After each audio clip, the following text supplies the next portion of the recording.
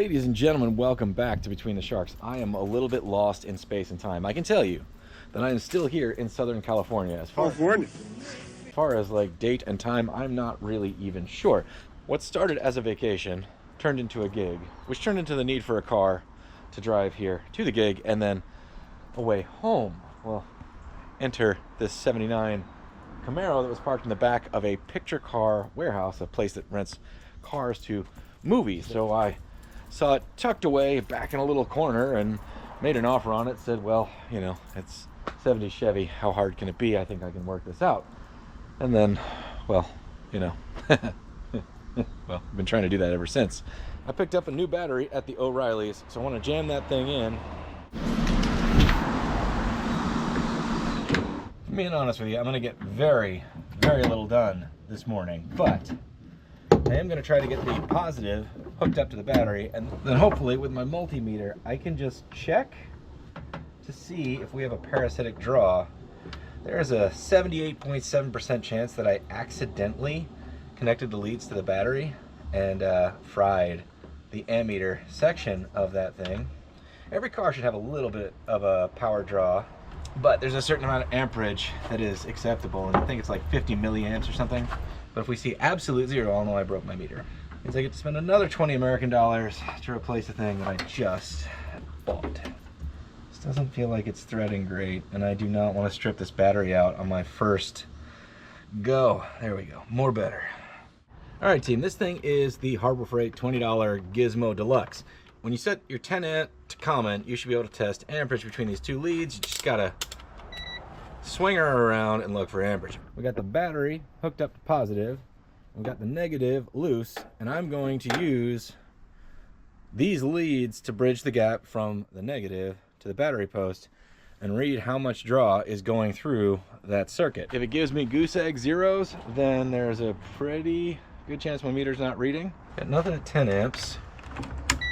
Step down to some milliamps, see if we get anything. If it doesn't read at all, I've got to assume that I fried the fuse, because this thing does have a fuse. Getting nothing. That's a bummer. Which means I killed my poodle snapper. The tricky part is I don't know if I have a parasitic draw or if I just had a battery that wouldn't hold a charge. Could be a little of column A and could be a little of column B, but I got enough issues that are going to leave me on the side of the road that a dead battery is not what I want. And unfortunately for me, when you have the front screw-in posts, those things strip out if you disconnect the battery every time you park the car. That'd be the way to treat the symptoms and not the problem, but it'll keep you from being stuck with a dead battery. All right, I gotta get to work to pay for this thing in a vehicle that a friend is now loaning me so I could return the rental car because I couldn't afford to keep it.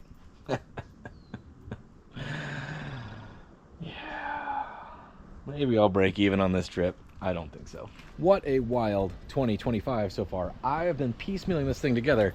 The battery died last time we were here, but I did get this window installed. The motor barely went up, and that's where we stopped. It's kind of adjusted-ish, but you can see we're pretty tight. We could probably stand to go back a little bit.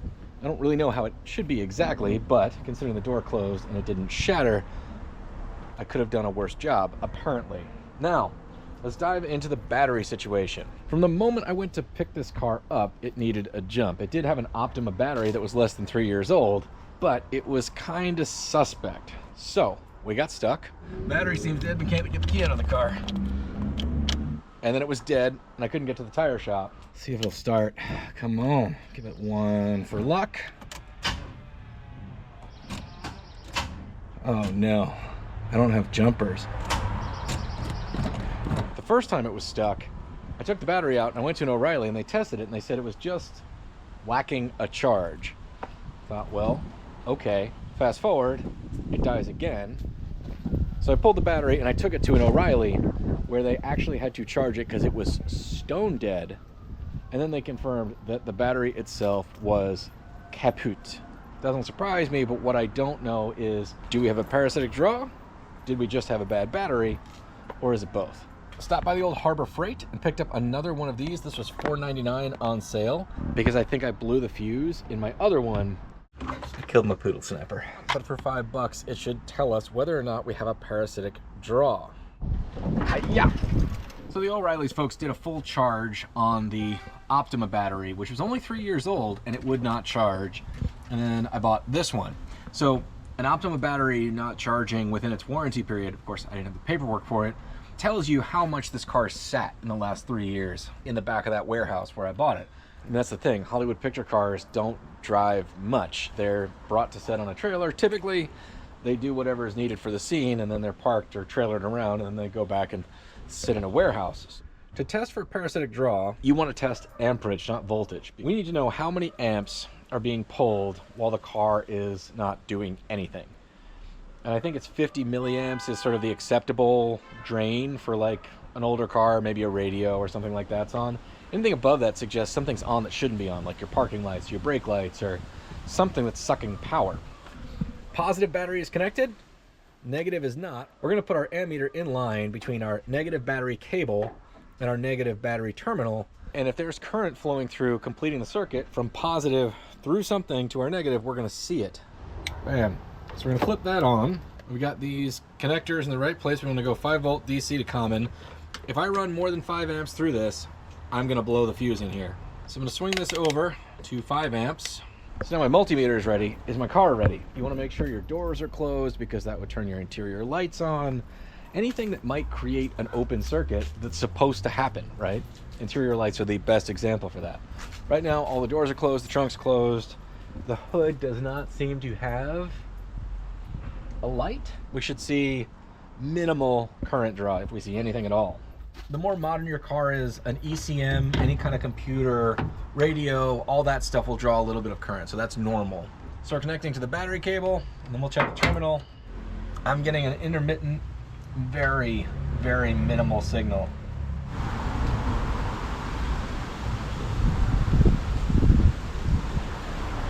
So this is an amp, this is a 1/10 of an amp, this is a 100th of an amp. So the 50 milliamp standard would be 0.05 amps. We are under that.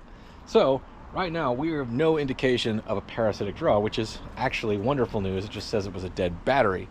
The confusion really stemmed from, I think for me, the first O'Reilly saying that the battery was okay, just not charged, which is not accurate. The second O'Reilly put it on the charger, boiled it for 2 hours, and then tested it and was absolutely confident. No dice. For the sake of experiments, we're going to create a power draw. Watch this. Let's go ahead and pull the parking lights. Oh, that's very loose. Okay, let's make a note of that. Parking lights. Because our battery is not connected, they are not on, but we're going to complete the circuit using this little guy. The reason I'm doing parking lights is the headlights would probably draw more than 5 amps and blow this thing to smithereens. There you go. That would definitely kill your battery overnight. Through the parking light circuit, the equivalent of us leaving the parking lights on. So I now feel reasonably confident that we don't actually have a parasitic draw and I can connect this battery properly. So I guess we're going back with the red negative cable. Not be my first time. Certainly not my first time doing this, and it will only confuse the dumbest of thieves, but these are not a hot commodity here in Los Angeles, I don't think. Can't smog them, and of all of the vehicles out there, none of this is considered performance parts from the factory. It's like the sluggest of the slug V8s, but good enough for me, man. I'm into it. All right, now that we got a battery in here, we can test this window, but I think we can do a little bit more adjusting with these little stopper medullars. I don't know how this really works, but we're gonna shove these into the glass so that we take some of that wiggle on out.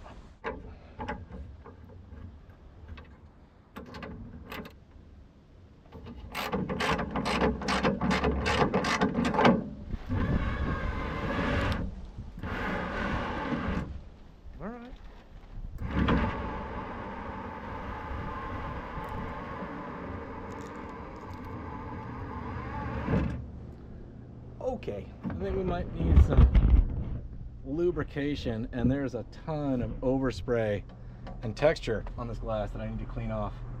But it seems to work, but I don't want to blow the fuse running it up and down. because clearly it was struggling. Fine, perfect. What we're gonna say is that's great. Just as good as when it came out of the factory brand new. I think I'm gonna spray a bunch of lube in there, and then I'm gonna be happy enough to go ahead and put this door card back on for now. Never use anything on your windows that's not designated window lubricant. Don't know the lock mechanism is still in the door. Looks like the lock mechanism is, and the solenoid, but the poodle snapper that ought to come out of here, nowhere to be found. Dang. If you watch the channel, that's way nicer than pretty much everything I own. So throughout my various career attempts, I've been very lucky to mix sort of travel and adventure into work. So being out here and being able to pick up a little freelance gig, it's been a lot of fun. It's made this trip basically affordable because I'm paying for it while I'm here, because believe it or not, the YouTubes doesn't pay for this type of stuff. I was hoping to have this as a daily driver for that whole gig, but it just hasn't worked out that way. I've been pulling 6-day weeks, which does not leave a lot of time to work on this thing, so the rental car costs definitely are eating into my funitude.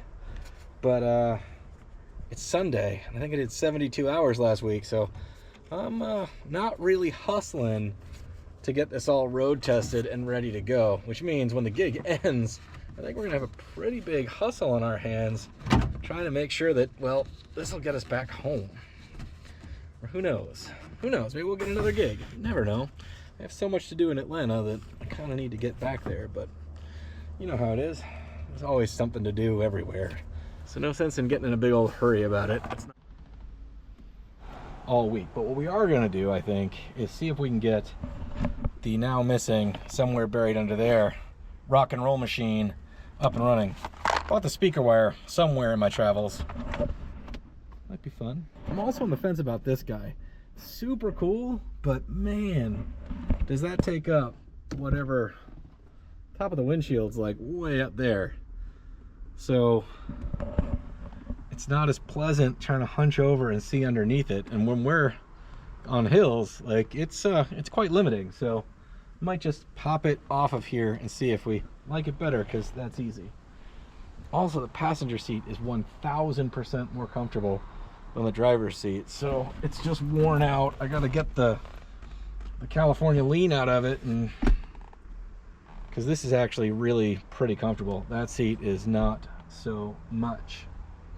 We're not gonna get rid of it, so don't like freak out, because it is cool, and it is definitely of the era. But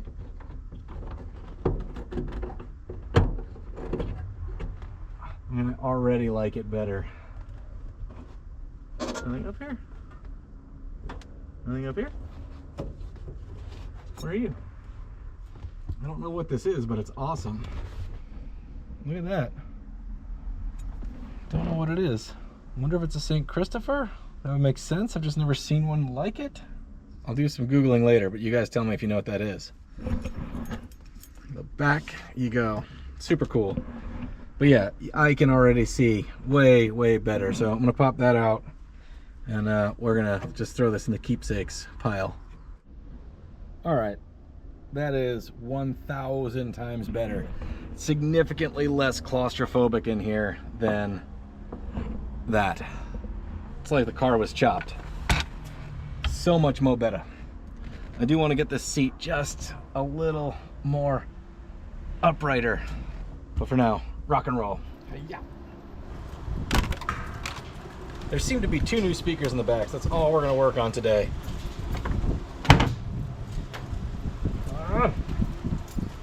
There seems to be a significant gap. I don't know if the back seat's not in. Nope, not in. It's fine. Fine. We can get through there. All right. Come on. All right, knocked you over. I'll be back for you one day. So usually with car stereos, it's pretty simple. Red and yellow go to power. One is constant power from the battery for the clock. The other one is power from ignition to give it the juice to turn up to 11. So the pairs of wires are usually to a speaker. These are usually set up for 4 speakers, so it's usually a color and then a color with a black stripe, positive and negative. Sometimes there's an antenna, sometimes there's an additional power supply for an amp relay or something, but for us, we're just gonna twist some wires together and see if it makes rock and roll sound. Literally gonna just twist them.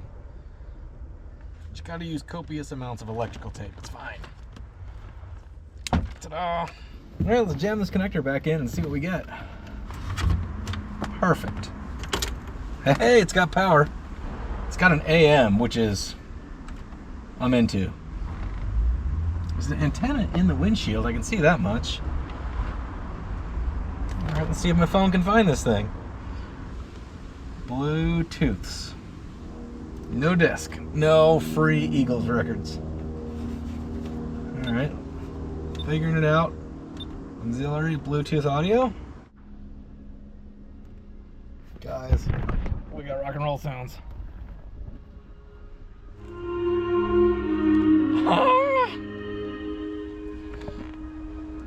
Tom Waits, the first thing we end up with. That's awesome. Tom Waits doing show tunes.